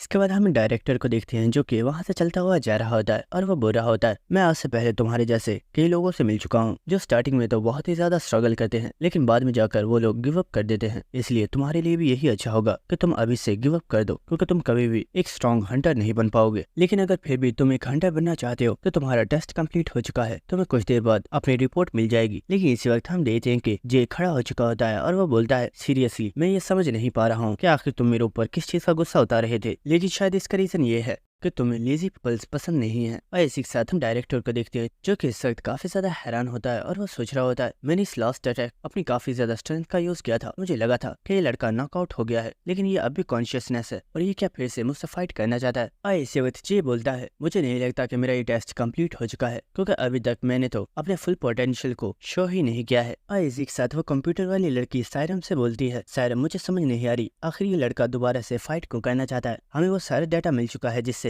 हम इसकी का पता कर सकते हैं, इसे और ज्यादा फाइट करने की जरूरत नहीं है वरना डायरेक्टर के साथ फाइट में ये अपने आप को बहुत ही ज्यादा इंजर्ड कर लेगा। तो सायरम माइक पर जे से बोलती है, जे तुम्हें और ज्यादा फाइट करने की जरूरत नहीं है, हमें तुम्हारी मुकम्मल रिपोर्ट मिल चुकी है, अब तुम अपने मैच को यहीं पर रोक सकते हो। और इसी के साथ वो डायरेक्टर जे से बोलता है, लड़के क्या तुम दोबारा से इसे कंटिन्यू करना चाहते हो, क्योंकि मुझे नहीं लगता कि इसमें कुछ भी चेंज होने वाला है और तुम दोबारा से मेरे हाथों से बहुत बुरे तरीके से पिटने वाले हो। लेकिन इसी के साथ हम जे को देखते हैं जिसकी बॉडी के अंदर से बहुत ही ज्यादा पावरफुल ऑरा रिलीज हो रहा होता है और वो बोल रहा होता है, सच बताऊं तो मेरे दिमाग में सिर्फ इस वक्त एक ही चीज चल रही है और वो ये है कि मैं तुम्हें बहुत ही बुरे तरीके से पीटना चाहता हूँ। और इसी के साथ जे हमें बताता है, जब मैं बहुत ही ज्यादा छोटा था तो मैंने अपने स्पेयर के साथ अकेले ही अपनी ट्रेनिंग को स्टार्ट कर दिया था और क्योंकि मैं काफी ज्यादा टैलेंटेड था इसलिए मैंने स्पेयर को बहुत ही अच्छे तरीके से यूज करना सीख लिया। और उस वक्त मैं खुद को स्ट्रॉन्ग बनाना चाहता था इसलिए मैंने मॉन्स्टर से फाइट करके खुद को स्ट्रॉन्ग बनाना स्टार्ट कर दिया। लेकिन सच बताऊं तो आज तक मुझे कभी भी कोई भी ऐसा ओपोनेंट नहीं मिला था जो कि मुझे बराबरी की टक्कर दे सके। लेकिन आज इस पर्सन को देखने के बाद लग रहा है कि ये पर्सन बहुत ही ज्यादा पावरफुल है और मैं इससे नहीं जीत सकता और इसलिए अब सिर्फ मैं इसे हराना चाहता हूँ। और इसी के साथ हम देखते हैं कि सेल्फ को जे के ऊपर काफी ज्यादा गुस्सा आ रहा होता है और वो बोल रहा होता है, मैं तुम्हें इतने बुरे तरीके से पीटूंगा कि तुम्हारे अंदर जो हंटर बनने की विल पावर मौजूद है वो भी खत्म हो जाएगी। तो ये सुनकर जे भी स्माइल करना स्टार्ट कर देता है और वो सोच रहा होता है, अगर मैं इस पर्सन से फाइट करता हूँ तो मैं इसे ऐसा नहीं हरा सकता और अब सिर्फ एक ही चीज बाकी है और वो है मेरे फादर की टेक्निक्स। और इसी के साथ हम देखते हैं कि जे अपने फादर की स्टैंड में आ जाता है और ये देखकर सायरम काफी ज्यादा हैरान हो जाती है और वो सोच रही होती है, जे ने इस बार अपने स्टैंड को मुकम्मल तौर पर चेंज कर दिया है, लेकिन क्या वो सच में मेरे अंकल से जीत पाएगा। और इसी वक्त हम देखते हैं कि जे एक लंबी सी सांस लेता है और इसी के साथ वो बहुत ही तेजी से उस डायरेक्टर के ऊपर अटैक करने के लिए बढ़ जाता है। और इसी वक्त वो अपने वेपन को बहुत ही तेजी के साथ मूव करता है और हम देखते हैं कि उसने डायरेक्टर के चेहरे के ऊपर एक कट लगा दिया होता है और ये देखकर वो कंप्यूटर वाली लड़की भी काफी ज्यादा हैरान हो गई होती है। और इसी के साथ हम जे को देखते हैं जो कि बहुत ही तेजी के साथ उस डायरेक्टर के ऊपर अटैक्स कर रहा होता है, लेकिन हम देखते हैं कि वो एल्फ इन तमाम अटैक्स को ही बहुत ही तेजी के साथ डॉच कर रहा होता है। और इसी के साथ हम सायरम को देखते हैं जो कि सोच रही होती है, जे की मूवमेंट पहले से थोड़ी डिफरेंट लग रही है लेकिन इससे क्या ही फर्क पड़ने वाला है क्योंकि अंकल बहुत ही ज्यादा स्ट्रॉन्ग है और जे उन्हें नहीं हरा सकता। लेकिन इसी के साथ वो कंप्यूटर वाली लड़की बोलती है, सायरम क्या तुमने नोटिस किया इस लड़के जे की स्ट्रेंथ अचानक से बहुत ही ज्यादा इंक्रीज हो गई है। मुझे नहीं पता कि इसे ये टेक्निक्स किसने सिखाई हैं लेकिन इसकी तमाम मूवमेंट्स बहुत ही ज्यादा प्रोफेशनल लेवल की हैं और ऐसा लग रहा है कि यहाँ पर एक न्यू भी नहीं बल्कि एक प्रोफेशनल फाइटर हमारे डायरेक्टर के साथ फाइट कर रहा है। और इसी के साथ उस डायरेक्टर के साथ फाइट करते हुए जे सोच रहा होता है, मुझे अपने फादर का फाइटिंग स्टाइल बहुत ही ज्यादा पसंद था और इसीलिए जब भी वो ट्रेनिंग किया करते थे तो मैं चुप करके उनकी टेक्निक्स को कॉपी किया करता था और मैंने उनकी इन तमाम टेक्निक्स को ही याद कर लिया था। ऐसे वक्त हम देख देंगे जे उस डायरेक्टर के ऊपर अटैक करता है लेकिन उसने अपने हाथ से ही इस अटैक को ब्लॉक कर लिया होता है और इसी वक्त वो जे को बहुत ही जोर से पंचेस मारता है लेकिन जे अपने वेपन के साथ डायरेक्टर को पीछे कर देता है। लेकिन डायरेक्टर बहुत ही तेजी के साथ आगे बढ़ता है और वह जे के फेस पर एक बहुत ही जोरदार पंच मारता है लेकिन हमें दिखाया जाता है कि जे ने बहुत ही आसानी से इस अटैक को डॉच कर लिया होता है और इसी वक्त वो अपने वेपन को मूव करके एक बहुत ही जोरदार अटैक करता है लेकिन डायरेक्टर बहुत ही तेजी के साथ जंप करके इस अटैक को डॉच कर लेता है। और इसी के साथ वो सोच रहा होता है, इस लड़के का ये अटैक बहुत ही ज्यादा सरप्राइजिंग था, अगर मैंने इसे टाइम पर डॉच नहीं किया होता तो मुझे बहुत ही ज्यादा डैमेज पहुंचता, शायद मैंने इस लड़के को कुछ ज्यादा ही अंडर एस्टिमेट कर दिया, मुझे इससे जल्दी ही ही फिनिश करना होगा। और इसी वक्त हम देखते कि वो डायरेक्टर जे के ऊपर एक बहुत ही ज्यादा पावरफुल अटैक करने के लिए आ रहा होता है और इसी के साथ जे भी उस डायरेक्टर के ऊपर अपना फाइनल अटैक कर देता है। और इस अटैक को देखकर सायरम और वो कंप्यूटर वाली लड़की वो दोनों ही काफी ज्यादा हैरान हो गए होते हैं और हमें दिखाया जाता है कि इस अटैक की वजह से यहाँ पर काफी ज्यादा धुआं हो गया होता है। और जब ये धुआं खत्म हो जाता है तो हम देखते हैं कि डायरेक्टर बिल्कुल सही सलामत खड़ा होता है और वो बोल रहा होता है, लड़के तुम्हारी टेक्निक्स काफी ज्यादा अच्छी हैं, लेकिन तुम्हारा फाइनल अटैक वो इनकम्प्लीट था। आखिर तुमने मेरे ऊपर सही तरीके से अटैक क्यों नहीं किया? अगर तुम चाहते तो तुम मुझे यहाँ पर हरा सकते थे। तो यह बात सुनकर जे हंसना स्टार्ट कर देता है और वो बोल रहा होता है, ऐसी बात नहीं है, असल में प्रॉब्लम ये थी मुझे जितनी मूवमेंट्स याद थी मैंने उन सभी को ही यूज कर दिया है और वो फाइनल अटैक जो मुझे यहाँ पर यूज करना था मैं उसे भूल गया हूँ। तो ये बात सुनकर वो डायरेक्टर काफी ज्यादा हैरान हो गया होता है और इसी के साथ वो सोच रहा होता है, ये लड़का सच में बहुत ही ज्यादा इंटरेस्टिंग है, इतनी ज्यादा मार खाने के बाद भी ये स्माइल कर रहा है। और इसी के साथ हम देखते हैं कि जे यहाँ पर बेहोश हो चुका होता है और इसी के साथ सायरम भी भागती हुई यहाँ पर आ गई होती है। लेकिन इसी वक्त वो देखती है कि उसके अंकल अपनी पावर को जे के ऊपर यूज कर रहे हैं और हम देखते हैं कि वो डायरेक्टर अपनी पावर के साथ जे को मुकम्मल तौर पर हील कर देता है। जिसके बाद डायरेक्टर वहाँ से जा रहा होता है और वो बुरा होता है, सायरम इसे कोई भी इनर इंजरी नहीं आई है और इसकी बॉडी के ऊपर जो अपर इंजरीज थी उन सभी को मैंने हील कर दिया है, इसलिए अब तुम्हें फिक्र करने की जरूरत नहीं है। लेकिन जाते वक्त वो डायरेक्टर बोलता है, अच्छा सायरम इस लड़के का नाम क्या है? तो सायरम बोलती है, इसका नाम जे सियोंग है। और ये नाम सुनकर वो डायरेक्टर काफी ज्यादा हैरान हो गया होता है और वो सोच रहा होता है, वाओ मैंने एक्सपेक्ट नहीं किया था कि यो सियोंग तुम्हारे बेटे से मेरी मुलाकात यहाँ पर होगी। जिसके बाद हमें नेक्स्ट सीन दिखाया जाता है जहाँ पर जैक अब उस बिल्डिंग में से बाहर आ चुका होता है और इसी वक्त कोई पर्सन उससे बोलता है, अगर तुम्हें लेट आना था तुम पहले बता सकते थे, मैं कितनी देर से तुम्हारा वेट कर रहा हूँ। और हमें दिखाया जाता है कि सामने ही लग्जरी गाड़ी में एक काफी पावरफुल बॉडी बिल्डर बैठा हुआ होता है। तो जैक उससे बोलता है, बस बिल्डिंग के अंदर थोड़ा सा जरूरी काम था, मैं उसे ही फिनिश कर रहा था। तो ये सुनकर वो बॉडी बिल्डर बोल रहा होता है, आखिर ऐसा क्या काम आ गया जो तुम्हें इतनी ज्यादा देर हो गई? कहीं ऐसा तो नहीं कि तुम अंदर किसी पर्सन को बुली कर रहे थे? लेकिन इसी वक्त वो देखता है कि जैक के गाल के ऊपर एक छोटा सा कट लगा हुआ है। तो ये देखकर वो काफी ज्यादा शॉक हो गया होता है और वो बोलता है, जैक तुम्हारे गाल के ऊपर एक कट लगा हुआ है। तो ये बात सुनकर जैक भी काफी ज्यादा हैरान हो गया होता है, लेकिन वो जाकर गाड़ी में बैठ जाता है। लेकिन इसी के साथ वो बॉडी बिल्डर बोल रहा होता है, जैक आखिर तुम किस पर्सन से फाइट कर रहे थे? मैं भी उससे मिलना चाहता हूँ। मुझे याद है तुम्हारे किसी पर्सन के साथ लास्ट फाइट को बहुत ही ज्यादा साल हो चुके हैं और बस उस वक्त तुम इंजर्ड हुए थे, लेकिन मुझे यकीन नहीं हो रहा कि आज तुम्हें एक छोटे से बच्चे ने इंजर्ड कर दिया है। तो जैक बोल रहा होता है, तुम सच में काफी ज्यादा बातें करते हो, अब हमें चलना चाहिए। लेकिन इसी के साथ वो पर्सन बोलता है, जैक अगर वो अभी से इतना ज्यादा स्ट्रॉन्ग है कि उसने तुम्हें चोट पहुंचा दी तो इसका मतलब है कि वो आगे चलकर एक बहुत ही ज्यादा पावरफुल हंटर बनेगा और उसका फ्यूचर बहुत ही ज्यादा ब्राइट है। सच में उस पर्सन से मैं भी मिलना चाहता हूँ। और दोस्तों हमें यहाँ पर इस पर्सन के बारे में बताया जाता है कि ये पर्सन कोरिया की नंबर 1 अटैक स्क्वाड का लीडर है और इसी के साथ ये पर्सन एक ब्लैक क्लास हंटर है। और इसी के साथ हम देखते हैं कि ये लोग अपनी गाड़ी को स्टार्ट करके बहुत ही तेजी से यहाँ से चले जाते हैं। जिसके बाद हमें नेक्स्ट जे का सीन दिखाया जाता है जो कि एक टेबल के ऊपर लेटा हुआ होता है। लेकिन इसी वक्त उसे होश आ जाती है और वो देखता है कि उसकी बॉडी के ऊपर जितनी भी इंजरीज थी वो तमाम हील हो चुकी हैं। और ये देखकर वो काफी ज्यादा हैरान हो रहा होता है और वो सोच रहा होता है, मुझे अच्छे से याद है मेरी बॉडी के ऊपर कुछ इंजरीज मौजूद थी, लेकिन वो सभी मुकम्मल तौर पर हील हो चुकी हैं। क्या ऐसा पॉसिबल है कि इन लोगों ने मेरे लिए यहाँ पर स्पेशल किसी हीलर को हायर किया था? और इसी वक्त हम देखते कि यहाँ पर सायरम भी आ गई होती है जो कि जे के लिए कॉफी लेकर आई होती है। और इसी के साथ वो बोल रही होती है, आगे तुम्हारे दिमाग में चल क्या रहा था जो तुमने दोबारा से मेरे अंकल के साथ फाइट करना स्टार्ट कर दी? क्या तुम पागल हो? तुमने सोचा भी कैसे कि तुम उन्हें हरा सकते थे? लेकिन जे बोलता है, मैंने ये नहीं सोचा था कि मैं उन्हें हरा सकता हूँ, बस उस वक्त मुझे बहुत ही ज्यादा गुस्सा आ रहा था क्योंकि वो बात बात पर मुझे टॉन्ट मार रहे थे, इसलिए मुझे लगा कि मुझे उन्हें सबक सिखाना होगा। लेकिन फिर भी मैं उन्हें हरा नहीं पाया और मैं उस पर्सन से हार गया। तो ये बात सुनकर सायरम काफी ज्यादा हैरान होती है, लेकिन वो उस कॉफी के कप को जे को दे देती है। तो जे भी उस कॉफी के कप को ले लेता है और वो बोल रहा होता है, सायरम मुझे पता नहीं था कि वो तुम्हारे अंकल है, लेकिन अब मुझे समझ आ गई है कि वो मेरे साथ इतना ज्यादा अजीब बिहेव क्यों कर रहे हैं, उन्हें सच में तुम्हारी बहुत ही ज्यादा परवाह है। तो ये बात सुनकर सायरम काफी ज्यादा हैरान हो गई होती है और वो बोलती है, आखिर इस बात से तुम्हारा मतलब क्या है? और इसी के साथ जे सोच रहा होता है, सायरम के अंकल को सायरम की काफी ज्यादा परवाह है क्योंकि वो जानते हैं कि सायरम एक बहुत ही ज्यादा नाइस पर्सन है और उन्हें जरूर यही लगा होगा कि मैं सिर्फ सायरम के भोलेपन का फायदा उठाकर उससे अपने काम करवा रहा हूँ। जिसका सायरम बोलती है, आखिर तुम सोच क्या रहे हो? मैं ये बात जानती हूँ कि मेरे अंकल इतने ज्यादा बुरे पर्सन नहीं है, उन्हें बस शायद हमारे ऊपर काफी ज्यादा गुस्सा आ गया था क्योंकि मैं उनसे बिना परमिशन लिए यहाँ पर आ गई थी। और इसी वक्त हम देखते हैं कि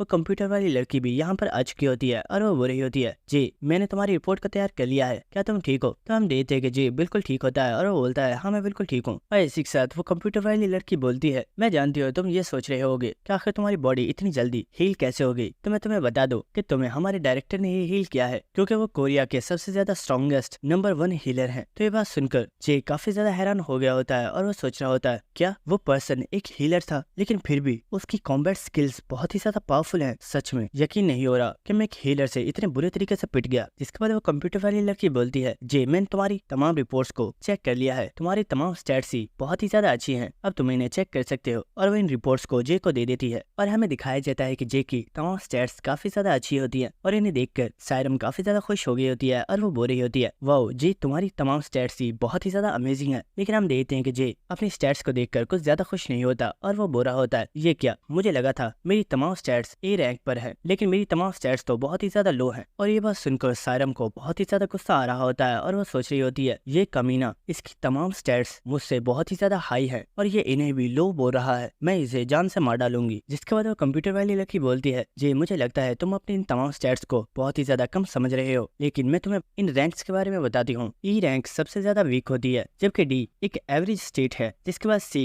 को एक्सीलेंट माना जाता है, जिसके बाद सबसे ज्यादा हाई बी होती है और जिस पर्सन की स्टैट्स बी होती है उसे एक नॉर्मल सुपर ह्यूमन माना जाता है। और अगर देखा जाए तो तुम्हारी तमाम स्टैट्स ही बहुत ही ज्यादा अच्छी हैं और तुम्हारी बॉडी के हिसाब से तुम्हारी स्टैट्स का कॉम्बिनेशन बहुत ही ज्यादा अच्छा है। और अगर तुम अपनी स्किल्स के ऊपर थोड़ी और प्रैक्टिस करते हो तो तुम बहुत ही आसानी से अपने तमाम स्टैट्स को इंक्रीज कर सकते हो। और इसी साथ हम सायरम को देखते हैं जो कि जे को देखते हुए सोच रही होती है जे की तमाम स्टैट्स ही बहुत ही ज्यादा अच्छी हैं और इसने अपनी बॉडी की स्ट्रेंथ को बहुत ही ज्यादा बैलेंस किया हुआ है और ये अगर अपने आप को और भी ज्यादा ट्रेन करता है तो ये फ्यूचर में बहुत ही ज्यादा स्ट्रॉन्ग बन सकता है। लेकिन इसी के साथ वो कंप्यूटर वाली लड़की जे से बोलती है जे क्या मैं तुम्हें एक बहुत ही ज्यादा इंटरेस्टिंग चीज बताऊं, हमारे डायरेक्टर उनकी जितनी भी स्टैट्स हैं उनमें से कोई भी स्टैट ए से अबव नहीं है। तो ये बात सुनकर जे काफी ज्यादा शॉक हो गया होता है और इसी के साथ वो लड़की बता रही होती है ज्यादातर हंटर्स को ये लगता है कि अगर उनके स्टैट्स वीक हैं तो वो कभी भी खुद को स्ट्रॉन्ग नहीं बना सकते, लेकिन ऐसा सच नहीं है। अगर तुम्हारे अंदर पोटेंशियल है और तुम्हारे अंदर अपने गोल को हासिल करने की डिटर्मिनेशन है तो तुम हार्डवर्क करके अपने आप को बहुत ही ज्यादा स्ट्रॉन्ग बना सकते हो। और कुछ ऐसे लोग भी हैं जिनके बारे में मैं जानती हूँ जिन्होंने इस वक्त खुद को बहुत ही ज्यादा स्ट्रॉन्ग बना लिया है। और इसी के साथ हम देखते हैं कि वो सायरम को आंख मार रही होती है क्योंकि वो यहाँ पर सायरम के बारे में ही बात कर रही है और इस लड़की की बात सुनकर सायरम भी काफी ज्यादा खुश हो रही होती है। जिसके बाद ये बोलता है तुमने मुझे बहुत ही ज्यादा मोटिवेट किया है और मुझे लगता है कि मुझे भी अपनी स्किल्स के ऊपर और भी ज्यादा काम करना चाहिए। वेल तुम्हें एक बात बता दूं कि कोई एक ऐसा पर्सन है जिसके बारे में मैं जानता हूँ और वो पर्सन तुम्हारे डायरेक्टर से भी बहुत ही ज्यादा पावरफुल है। तो वह सुनकर वो लड़की काफी ज्यादा हैरान हो रही होती है और जी यहाँ पर किसी और के बारे में नहीं बल्कि अपने फादर के बारे में सोच रहा होता है क्योंकि उसके फादर वर्ल्ड के सबसे ज्यादा स्ट्रॉन्गेस्ट हंटर हैं। जिसके बाद सायरम बोलती है जी मुझे लगता है अब हमें यहाँ से चलना चाहिए। लेकिन वो कंप्यूटर वाली लड़की बोलती है सायरम क्या तुम जे को ऐसे ही लेकर जाने वाली हो, मुझे लगता है तुम्हें उसे एक बार प्रोडक्शन डिपार्टमेंट का भी विजिट करवाना चाहिए। तो ये सुनकर जे तो काफी ज्यादा हैरान होता है, लेकिन सायरम बोलती है मैं ऐसा नहीं कर सकती, तुम जानती तो हो अंकल मुझ पर कितना ज्यादा गुस्सा कर रहे थे और अगर मैं जे को प्रोडक्शन डिपार्टमेंट में ले गई तो वो मेरे ऊपर और भी ज्यादा गुस्सा करेंगे। लेकिन ये सुनकर वो लड़की हंसना स्टार्ट कर देती है और वो बोलती है सायरम तुम्हारे अंकल ने पहले ही इस चीज की परमिशन दे दी है और उन्होंने बोला है अगर जे चाहे तो वहाँ से अपने लिए कोई पावरफुल वेपन भी चूज कर सकता है और वो उसके लिए बिल्कुल फ्री है। तो ये बात सुनकर सायरम काफी ज्यादा शॉक हो गई होती है और वो बोलती है व्हाट, क्या सच में ऐसा अंकल ने बोला था। और इसी के साथ हमें प्रीवियस सीन दिखाया जाता है जहाँ पर सायरम का अंकल बोल रहा होता है जे का ख्याल रखना और जब वो यहाँ से जाए तो उसे प्रोडक्शन डिपार्टमेंट का भी विजिट जरूर करवाना और अगर उसे वहाँ से कोई भी वेपन पसंद आता है तो वो वेपन उसे दे देना क्योंकि वो यहाँ पर मेरा गेस्ट है। और ये बात वो कंप्यूटर वाली लड़की सायरम को बता रही होती है और ये बात सुनकर सायरम तो काफी ज्यादा हैरान हो रही होती है क्योंकि उसे यकीन नहीं हो रहा होता कि उसके अंकल ने ऐसा बोला है। जिसके बाद ये बोलता है सायरम वैसे मुझे तुमसे ये पूछना था क्या मुझे सच में किसी वेपन की जरूरत है, तुम्हें नहीं लगता कि मैं बिना वेपन के भी ठीक हूँ। ये बात सुनकर सायरम काफी ज्यादा हैरान होती है और वो बोलती है आखिर ये तुम क्या कह रहे हो, एक हंटर के पास अपना स्पेशल वेपन होना ही चाहिए क्योंकि अगर तुम्हारे पास चाहे जितनी मर्जी स्ट्रेंथ क्यों नहीं है अगर तुम्हारे पास एक स्पेशल वेपन होता है तो वह वेपन तुम्हारी स्ट्रेंथ को बहुत ही ज्यादा इंक्रीज कर देता है और तुम्हें भी एक स्पेशल वेपन की जरूरत है। ये बात सुनकर जी बोल रहा होता है वेल ठीक है अगर वो वेपन फ्री है तो मुझे भी इसमें कोई भी दिक्कत नहीं है। तो ये बात सुनकर सायरम और वो लड़की दोनों ही काफी ज्यादा हैरान होते हैं। जिसके बाद हमें नेक्स्ट इस बिल्डिंग में एक बेसमेंट का सीन दिखाया जाता है जहाँ पर जे और सायरम मौजूद होते हैं और सायरम यहाँ पर एक दरवाजे को अनलॉक कर रही होती है और इसी के साथ जे सायरम से बोल रहा होता है सायरम अगर मैं वॉरियर हाई स्कूल में एडमिशन ले लेता हूँ तो तुम्हें नहीं लगता कि मेरे एक्सपेंसेस बहुत ही ज्यादा इंक्रीज हो जाएंगे क्योंकि उस वॉरियर हाई स्कूल की फीस भी बहुत ही ज्यादा हाई है और तुम जानती हो कि मैं सिर्फ एक स्मगलर हूँ, क्या तुम्हें लगता है कि मैं तुम्हारी कोई हेल्प कर पाऊंगा। तो सायरम बोल रही होती है तुम्हें किसी भी चीज की फिक्र करने की कोई भी जरूरत नहीं है और तुम्हारे ऊपर अब से जितना भी खर्चा होने वाला है वो सब कुछ मैं ही करूंगी, इसलिए तुम बस अपने इंट्रेंस एग्जाम के लिए अपनी ट्रेनिंग पर ध्यान दो। तो ये बात सुनकर जे बहुत ही ज्यादा खुश हो रहा होता है और वो उसे बहुत ही ज्यादा चमकती हुई आंखों से देख रहा होता है और ये देखकर सायरम को बहुत ही ज्यादा गुस्सा आ रहा होता है और वो बोल रही होती है अगर इतना कुछ करने के बाद भी तुम अपने इंट्रेंस एग्जाम में फेल हो गए तो तो मैं तुम्हें छोड़ूंगी नहीं। बाद हम देखते कि वो लोग इस गेट को ओपन करके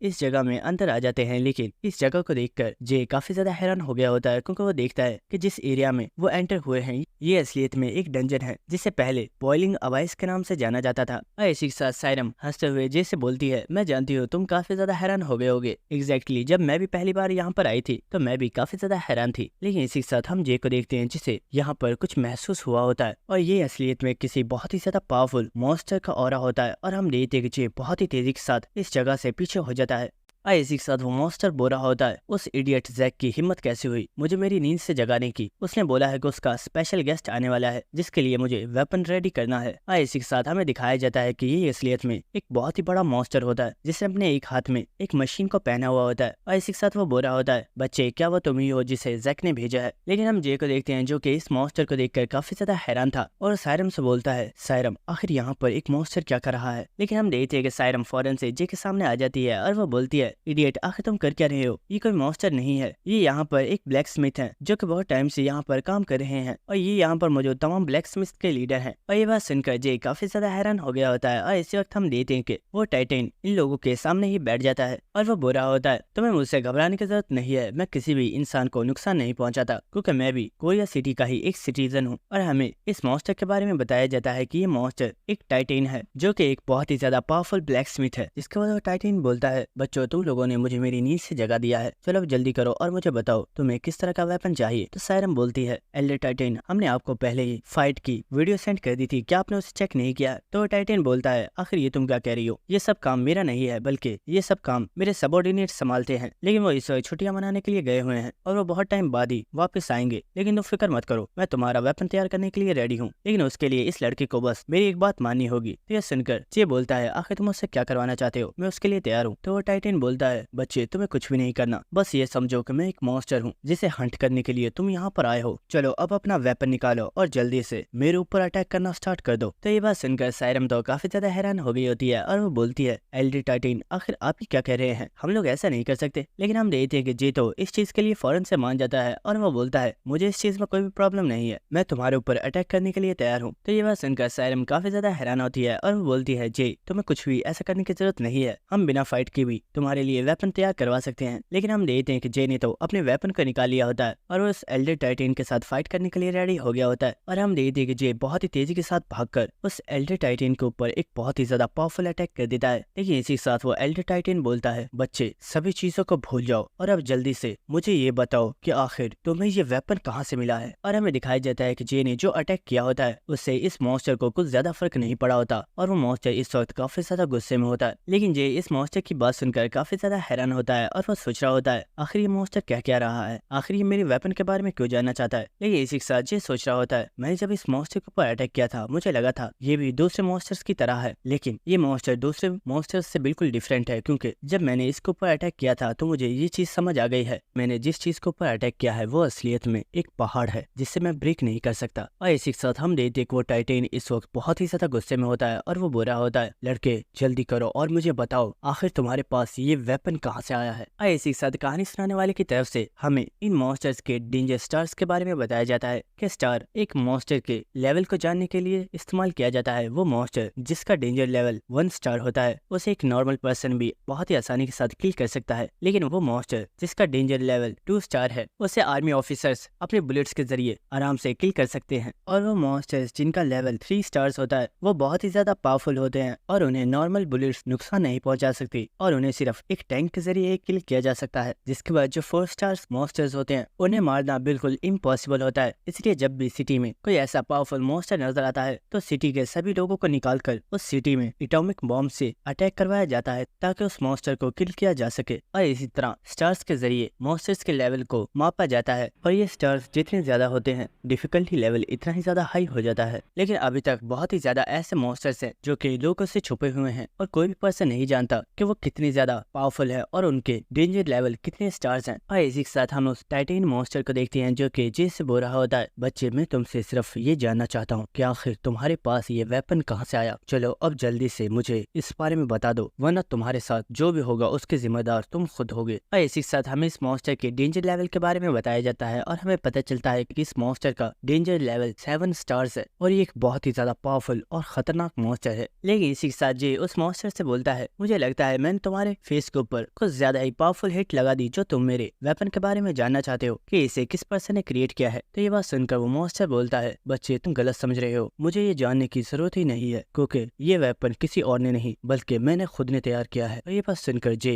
काफी ज्यादा हैरान हो गया होता है। और इसी के साथ हम देखते हैं कि वो मॉन्स्टर अब खड़ा हो चुका होता है और वो बोल रहा होता है, लड़के तुमने मेरे पेशेंस को खत्म कर दिया है। शायद तुम जानते नहीं कि ये वेपन मैंने उस पर्सन को दिया था जिसे मैं बहुत ही ज्यादा एडमायर करता था और आज तुम्हारे हाथों में इस वेपन को देखकर मुझे बिल्कुल भी अच्छा नहीं लग रहा। और हम देखते हैं कि इस वक्त सायरम काफी ज्यादा घबराई हुई होती है और वो सोच रही होती है, आखिर यहाँ पर हो क्या रहा है। मैंने एल्डर टाइटन को पहले कभी भी इतने ज्यादा गुस्से में नहीं देखा है, आखिर वो इतने मामूली से वेपन के लिए इतना ज्यादा गुस्सा क्यों कर रहे हैं। लेकिन इसी के साथ हम देखते हैं कि वो मॉन्स्टर जे के ऊपर एक बहुत ही ज्यादा पावरफुल अटैक कर देता है और इस अटैक को देखकर जे सोच रहा होता है, अगर ये अटैक मुझे हिट कर गया तो मैं यहीं पर मर जाऊंगा और इस अटैक से बचने का अब सिर्फ एक ही रास्ता है और वो है मेरे फादर की लास्ट टेक्निक। मुझे अपनी पूरी स्ट्रेंथ के साथ अपने फादर की टेक्निक को यूज करना होगा। और इसी के साथ हम देखते हैं जे अपनी पूरी स्ट्रेंथ के साथ अपनी इस पावरफुल अटैक को इस टाइटन के हाथ के ऊपर कर देता है। और क्योंकि जे का ये अटैक काफी ज्यादा पावरफुल था, इसकी वजह से उस टाइटन का हाथ काफी ज्यादा पीछे हो जाता है। और ये देखकर सायरम भी काफी ज्यादा हैरान हो गई होती है और वो सोच रही होती है, आखिर जे ने ऐसे कैसे किया। उसने एक 7 स्टार के मॉन्स्टर के हाथ को अपने अटैक के साथ पीछे कर दिया और इस चीज की वजह से वो टाइटन भी काफी ज्यादा हैरान था। लेकिन इसी के साथ हम जे को देखते हैं जो कि बहुत ही तेजी के साथ इस मॉन्स्टर के ऊपर एक और बहुत ही ज्यादा पावरफुल अटैक करने के लिए आ रहा होता है। लेकिन इसी वक्त वो टाइटन बहुत ही आसानी से अपने लेफ्ट हैंड से जे को पकड़ लेता है और जे खुद को इस मॉन्स्टर के हाथ में से छुड़ाने की कोशिश कर रहा होता है, लेकिन वो खुद को छुड़ा नहीं पा रहा होता। लेकिन इसी वक्त सायरम बहुत ही जोर से चिल्लाती है और वो बोलती है, एल्डर टाइटन मुझे लगता है आप भूल रहे हो, आपने इंसानों के साथ एक एग्रीमेंट किया हुआ है जिसके मुताबिक आप कभी भी किसी भी इंसान को नुकसान नहीं पहुंचाएंगे और अगर आज आपने जे को नुकसान पहुंचाया तो आप उस एग्रीमेंट को तोड़ देंगे, इसलिए आप जे को कुछ भी नहीं कर सकते। तो ये बात सुनकर वो टाइटन जे को छोड़ देता है जिससे जे भी जमीन पर गिर जाता है। और इसी के साथ वो बोल रहा होता है, लड़की फिक्र मत करो, मैं इस लड़के को वैसे भी कोई भी नुकसान नहीं पहुंचाना चाहता था, मैं तो बस इसे गौर से देख रहा था क्योंकि इसे देखने के बाद मुझे उस पर्सन की याद आ गई जिसे मैंने इस वेपन को दिया था और शायद मुझे ये समझ आ गई है कि जैक ने इस लड़के को मेरे पास ही क्यों भेजा है। और इसी वक्त वो मॉन्स्टर अपनी सिगार को फेंक देता है और इसी के साथ वो अपने हाथ के ऊपर उस इंजरी को देख रहा होता है जो अभी उसे जे ने दी है। और इसी के साथ वो बोल रहा होता है, बहुत ज्यादा साल गुजर गए जब किसी पर्सन ने मुझे इंजर्ड किया था और उसके बाद आज तुम वो पर्सन हो जिसने मुझे इंजर्ड किया है। लेकिन इस मॉन्स्टर की ये बातें सुनकर सायरम को तो कुछ भी समझ नहीं आ रही होती है और वो बोल रही होती है, आखिर एल्डर टाइटन कह क्या रहे हैं, मुझे तो कुछ भी समझ नहीं आ रही है। लेकिन इसी के साथ वो मॉन्स्टर बोलता है, लड़की तुम्हें तो इस चीज के बारे में पता ही होगा कि आज से 30 साल पहले मुझे किस तरीके से इंसानों ने हंट करके यहाँ पर लॉक किया था। तो सायरम बोलती है, हाँ इस बारे में मैं जानती हूँ, आज से 30 साल पहले एक बहुत ही ज्यादा पावरफुल स्क्वाड ने मिलकर आप लोगों की डंजन के ऊपर अटैक किया था और उस स्क्वाड के मेंबर्स ने पूरी टाइटन रेस को ही खत्म कर दिया, लेकिन उन्होंने आपको जिंदा छोड़ दिया। तो ये बात सुनकर वो मॉन्स्टर बोलता है, बच्ची तुम्हें भी इस बारे में नहीं पता है क्योंकि सभी लोगों को गलत इन्फॉर्मेशन दी गई है। असल में जिसने मेरी पूरी रेस को खत्म किया था और मुझे हंट किया था वो कोई स्क्वाड नहीं थी, बल्कि वो सिर्फ एक सिंगल ह्यूमन था और वो और कोई नहीं बल्कि इस लड़के का फादर था। और ये बात सुनकर जे भी काफी ज्यादा हैरान हो गया होता है। और इसी के साथ हमें इस टाइटन रेस के बारे में बताया जाता है। जब अर्थ पर डिफरेंट डंजन्स ओपन होना स्टार्ट हो गई तो उनमें से एक डंजन इन टाइटन्स की भी थी जिसमें बहुत ही ज्यादा पावरफुल टाइटन्स मौजूद थे जिनके पास बिल्कुल ड्राफ्ट्स की तरह ब्लैक स्मिथ का टैलेंट था और वो उससे बहुत ही ज्यादा पावरफुल वेपन्स क्रिएट कर सकते थे। और इसलिए ह्यूमंस यही चाहते थे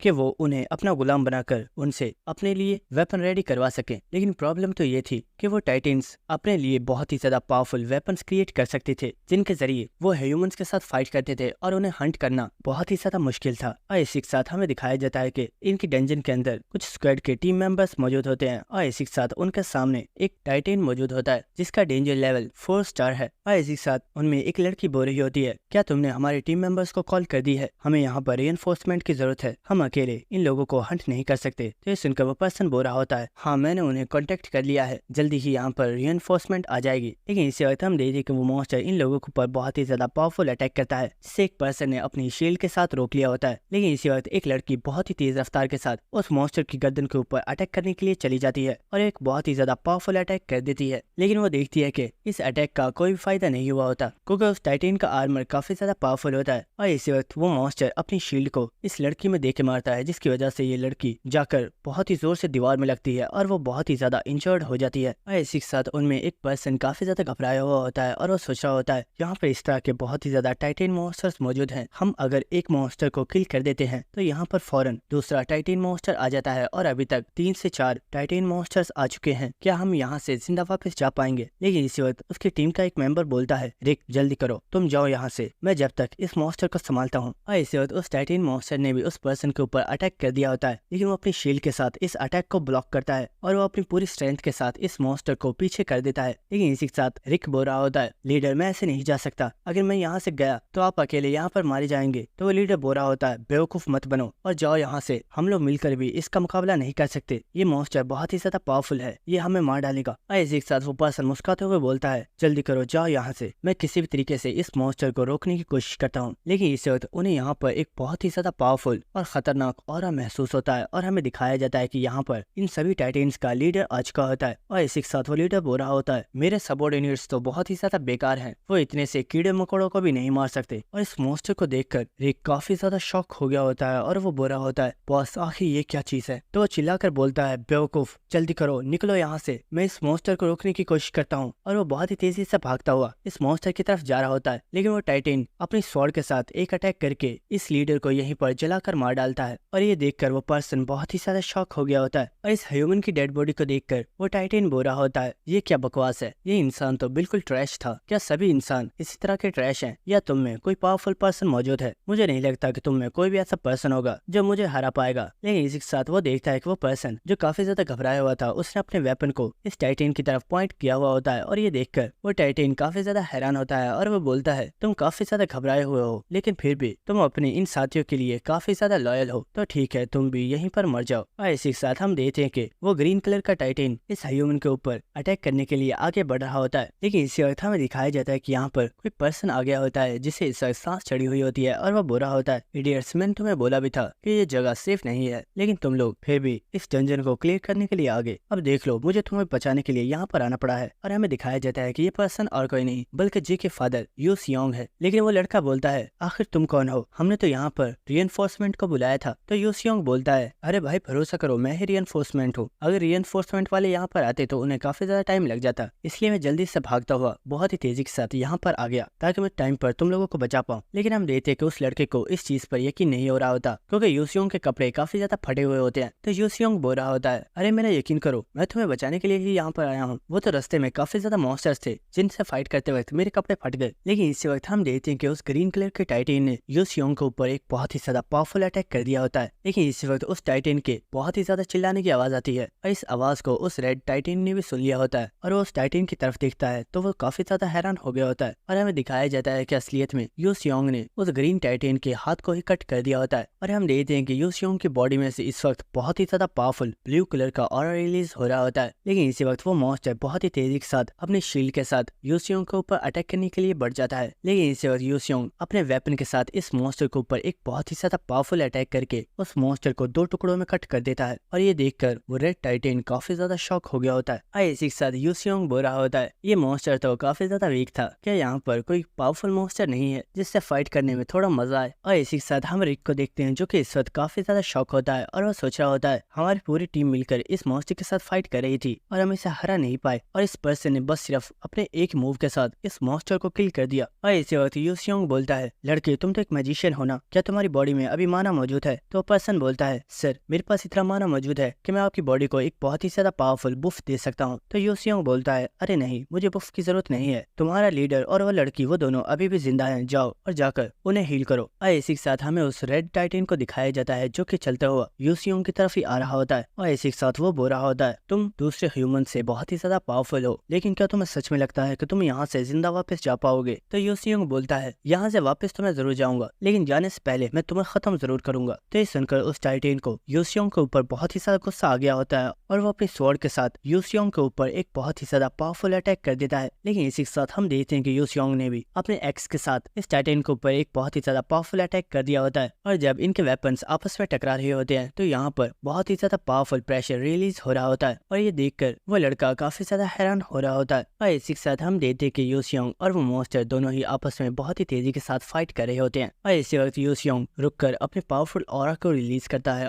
और इसी वक्त वो एक बहुत ही ज्यादा पावरफुल जंप लगाकर उस टाइटेन की चेस्ट के ऊपर एक बहुत ही ज्यादा पावरफुल अटैक कर देता है। और इस अटैक को देखकर रिक काफी ज्यादा खुश हो गया होता है और वो सोच रहा होता है यस, इस पर्सन ने जरूर अपने एक अटैक के साथ ही इस मॉन्स्टर को किल कर दिया होगा। लेकिन वो कुछ देखकर काफी ज्यादा शॉक हो गया होता है क्योंकि हमें दिखाया जाता है कि इस अटैक के साथ उस टाइटेन को बिल्कुल भी फर्क नहीं पड़ा होता क्योंकि उसका आर्मर बहुत ही ज्यादा पावरफुल होता है। और इसी के साथ वो टाइटेन बोल रहा होता है मुझे लगा था मेरा ये आर्मर बहुत ही ज्यादा पावरफुल है क्योंकि इसे मैंने खुद अपने हाथों से क्रिएट किया है, लेकिन तुमने तो मेरे आर्मर के ऊपर बहुत ही बड़ा कट लगा दिया, लेकिन इससे तुम्हारा वेपन भी खराब हो चुका है। क्या इस खराब वेपन के साथ तुम मेरे साथ फाइट कर पाओगे? और हमें दिखाया जाता है कि यूनसियोंग का वेपन बहुत ही ज्यादा डैमेज हो चुका होता है जिसे अब फाइट के लिए यूज नहीं किया जा सकता। लेकिन इसी के साथ हम यूनसियोंग को देखते हैं जो कि इस वक्त उस हीलर को देख रहा होता है जो कि अपने साथियों को लेकर इस एरिया से बाहर चला गया होता है। लेकिन इसी वक्त हम देखते हैं कि वो मॉन्स्टर यूनसियोंग के ऊपर एक बहुत ही ज्यादा पावरफुल अटैक कर देता है और ये अटैक बहुत ही ज्यादा पावरफुल होता है। लेकिन वो मॉन्स्टर काफी ज्यादा हैरान होता है क्योंकि वो देखता है कि यूनसियोंग ने बहुत ही आसानी से इस अटैक को ब्लॉक कर लिया है। लेकिन इस वक्त वो मॉन्स्टर एक और पावरफुल अटैक करने के लिए रेडी हो गया होता है और वो बोल रहा होता है तुमने मेरे इस अटैक को तो रोक लिया, लेकिन क्या दोबारा तुम मेरे एक और अटैक को रोक पाओगे? और इसी वक्त वो अपने एक और बहुत ही ज्यादा पावरफुल अटैक कर देता है। लेकिन इसी वक्त यूनसियोंग भी अटैक करके इस अटैक को खत्म कर देता है। और इसी वक्त हम देखते हैं कि यूनसियोंग एक बार फिर से अपने एक और बहुत ही ज्यादा पावरफुल अटैक को करने के लिए रेडी हो चुका होता है। और इसी के साथ उस मॉन्स्टर ने भी महसूस कर लिया होता है कि यूनसियोंग का ये अटैक बहुत ही ज्यादा पावरफुल है और अगर उसने इस अटैक को नहीं रोका तो यूनसियोंग उसे खत्म कर देगा। और वो भी अपना एक बहुत ही ज्यादा पावरफुल अटैक यूनसियोंग के ऊपर कर देता है। लेकिन हमें दिखाया जाता है कि यूनसियोंग का अटैक बहुत ही ज्यादा पावरफुल था जिससे यूनसियोंग ने उस मॉन्स्टर के हाथ को कट कर दिया होता है। और दोस्तों यहीं पर हमारे एपिसोड खत्म हो जाता है, लेकिन अगले एपिसोड देखने में हमें काफी ज्यादा मजा आएगा। अगर आपको वीडियो अच्छी लगी तो मेरे चैनल को सब्सक्राइब कर देना और वीडियो को लाइक और शेयर भी कर देना। Thank you.